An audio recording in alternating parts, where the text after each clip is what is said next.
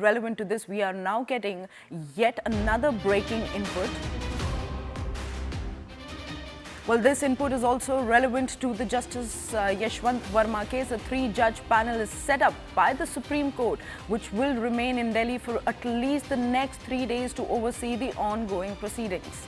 The location and contact details for the panel's designated secretariat are expected to be made official by the Supreme Court in the coming hours. These are latest inputs that we're tracking from the ground. Now, following the formalization of these details, the panel will begin its proceedings, which may involve summoning relevant stakeholders for hearings and testimonies. These are the latest details that we're tracking from the ground. Now, the release of these details will mark the start of the panel's formal proceedings, which may include hearings and testimonies from relevant stakeholders. Now, to weigh in on the entire situation, joining us on the broadcast is our legal correspondent, Ananya Bhatnagar. Very good morning, Ananya. Ananya, what steps are expected to follow in the coming days regarding the hearings or the stakeholders' testimonies? Well, definitely, this is the probe panel, which is in fact comprising of two chief justices of the High Courts of Himachal Pradesh and in fact the Punjab and Haryana High Court and also a senior judge of the Karnataka High Court that is in fact conducting these proceedings. The panel yesterday came to Delhi and is expected to be here for at least 3 more days, as we have been told by our sources who are, privy to the developments that are taking place. Not only that, it is also very likely that the secretariat, the temporary secretariat for this panel would be set up by today itself, and the panel can conduct its first sitting as far as this particular investigation is concerned. The panel is likely to also meet the top cops of the Delhi, including the Delhi Police Commissioner and also the Chief of the Delhi Fire Service, Atul Garg, because these were the first responders as far as that fire of March 14 is concerned, and hence the panel would want to go into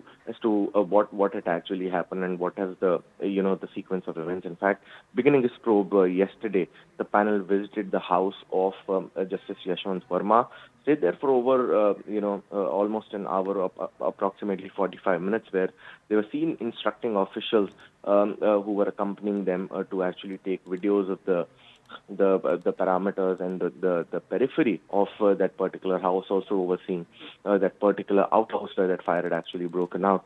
But what we have also been told is that this panel is likely to invite views from anyone who actually knew about this incident or was part and parcel to the sequence of events that's taken place since the 14th of March, which includes, it can also summon various stakeholders like the secretarial staff and, in fact, the personal staff of Justice Yashwant Varma.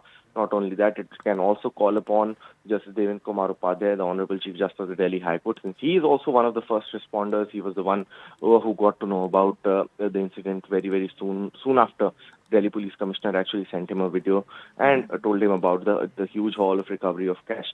Apart from that, Justice Verma could also be called upon to, in fact, give out and explain as to what his statements have been and what had actually transpired since the 14th of March. Right, Ananya, I'd request you to stay with us on the broadcast. Once the contact details are largely released, the panel will begin its formal proceedings, potentially involving hearings and testimonies.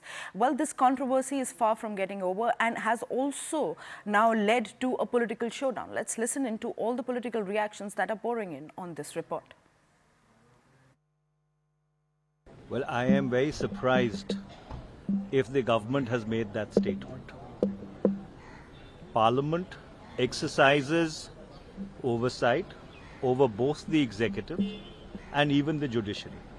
That is why, under the Constitution of India, the powers to impeach a judge have been given to the Parliament under Article 124 in case of Supreme Court judges and under Article 218 in case of High Court judges. The Law Minister must come before the House, Parliament is in session, and he must give a statement as to what is the chronological sequence of events as they unfolded.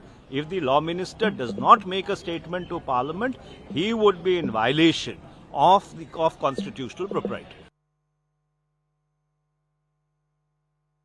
नहीं, ये कोई बड़ी सज़ा नहीं है। अगर किसी राजनेता की घर से इतनी रकम निकलती तो हाहाकार देश में मच जाता। एक अदालत से दूसरी अदालत में ट्रांसफ़र करना कोई सज़ा नहीं। मैम देखिए, ये न्यायालय से जुड़ा मामला है और कहीं भी नोट बरामद होता है तो लोगों को आपत्ति भी होती है और संशय भी होता है, लेकिन माननीय सुप्रीम कोर्ट ने इस अज्ञान में लिया है, इसलिए उस पर कोई टिप्पणी मैं समझता हूँ इस समय करना उचित नहीं है।